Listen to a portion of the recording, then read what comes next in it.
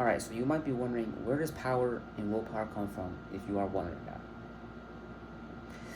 It comes from glucose, right? And I mean, I just found this interesting because, our bodies, or basically a lot of foods that we eat, our body kind of just processes that into glucose just at different levels. And I mean, that's pretty much it. Like, what the main idea here in this chapter of what I'm currently reading right now, of willpower, is that if you don't have any glucose, then you're not going to have any willpower, which is self-control. So less blood sugar, less self-control. And as we know, bro, okay, less self-control, that was my bedtime alarm. Less self-control really just means bad things in your life. You tend to overindulge. You probably procrastinate more.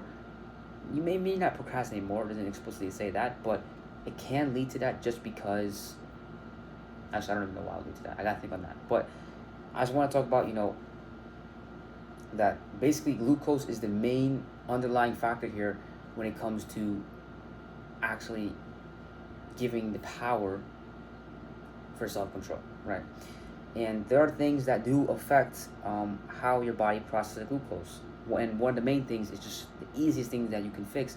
Not the easiest thing because some people schedule, but something that you can probably fix tonight or even tomorrow is your sleep.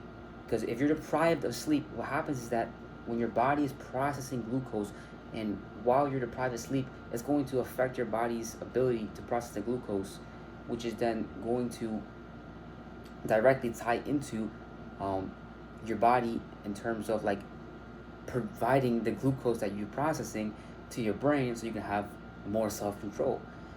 And you can see how that can be a problem.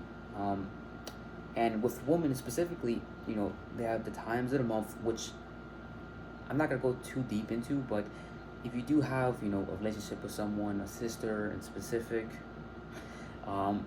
then when they tend to spaz out over very minor things, it can be because their glucose levels are lower, which means that their self-control is less.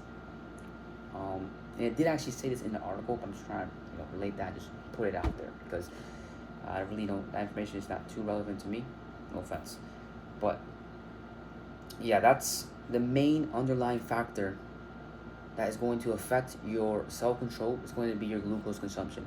And now there are foods you can eat like that can spike it.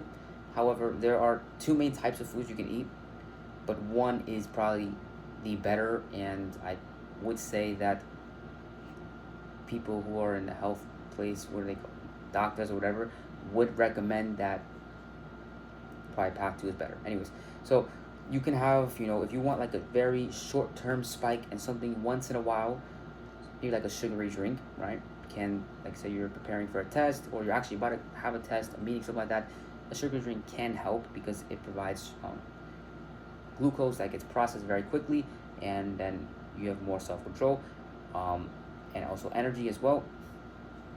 But it does tend to lead to a boom, like this very boom and kind of just crash cycle.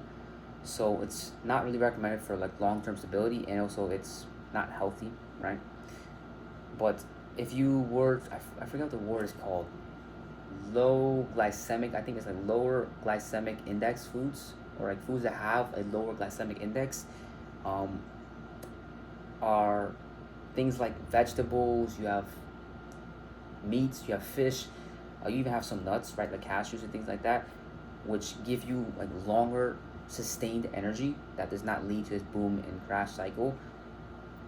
So yeah, I mean, that's pretty much it.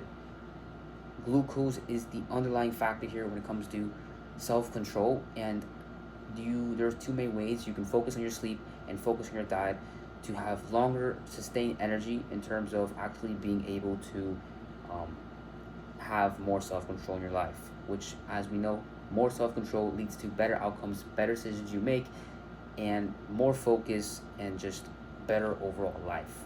So that's pretty much it for today's video. Just under 5 minutes. Let's go. Adios.